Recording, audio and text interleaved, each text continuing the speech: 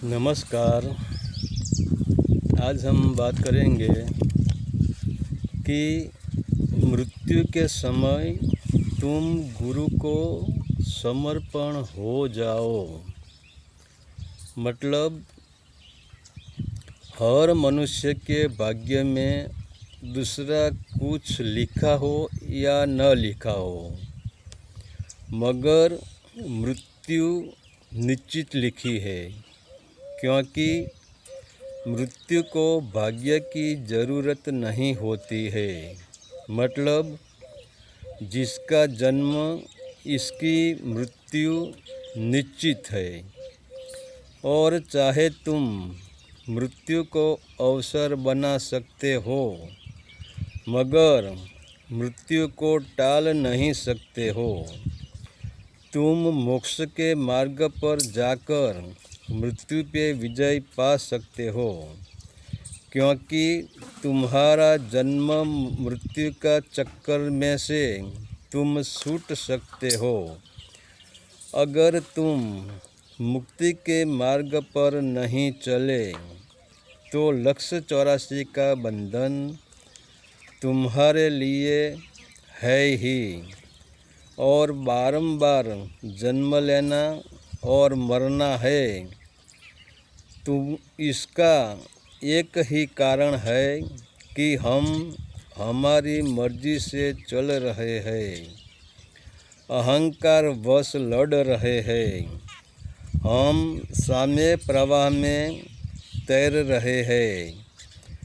जैसे एक नदी का प्रवाह चलता है और तुम जिस तरफ से पानी आता है वही दिशा में तुम तैरने लगे। पानी के साथ पूर्व में तुम तैरने लगे तो पानी का स्वभाव है तुम्हें धक्का देकर पीछे हटाना। तो सामने वाला प्रवाह में तुमको तैरने के लिए हाथ पैर हिलाना पड़ेगा, शक्ति लगानी पड़ेगी। फिर भी पानी तुमको पीछे हटा रहा है, तो तुम्हें पानी के साथ लड़ना पड़ेगा, दुश्मनी बांधनी पड़ेगी। अगर तुम वही पानी को समर्पित हो जाओ, तैरना छोड़ दो, हाथ पैर हिलाना छोड़ दो, सिर्फ पानी के साथ बहने लगो और पानी को कहो तुझे जो करना है सो कर, तुझे मुझे जहाँ भी ले जाना है वहाँ ले जा, तेरी मर्जी। तो एक दिन ऐसा आएगा कि पानी तुम्हें महासागर तक ले जाएगा और तुम सागर हो जाओगे। दूसरा, हम देखते हैं एक लड़की ने, इनके माँ बाप ने इनकी पूरी तरह ख्याल रखा है, पूरा प्रेम देकर इनकी परवरिश की होती है। लड़की को पढ़ाने के लिए या इनकी इच्छा ये पूरी करने के लिए बाप खुद दुख वेठता है, मगर लड़की की हर ख्वाहिश पूरी कर देता है। फिर भी जब इस लड़की की शादी होती है और अपना हाथ अपने पियू के हाथ में दे देती है और पियू संग पति संग चलती है, तो तुरंत ही वही लड़की जो बाप ने इतने अरमानों से इनको पाला था, वही बाप का नाम काट देती है और अपने पियू का नाम लगा देती है। तो यह समर्पण फिर पियू वह लड़की को जिस तरह भोगता है और भोगे तो लड़की कोई दावा नहीं करती, यह लड़की कोई फरियाद नहीं करती है। तो समर्पण ही ऐसा जादू है कि तुमको तार सकता है, और समर्पण की नैया में इतनी ताकत है कि तुम जैसा हो वैसा गुरु के सामने खड़ा हो जाओ। फिर ऐसा मत सोचो मैंने ध्यान नहीं किया है, मैंने योग नहीं किया है, मैंने सत्संग नहीं किया है, तो गुरु की नाव में बैठने का मैं अधिकारी कैसे बन सकता हूँ। तो यह सोचना मन, बुद्धि, तर्क, संशय का काम है।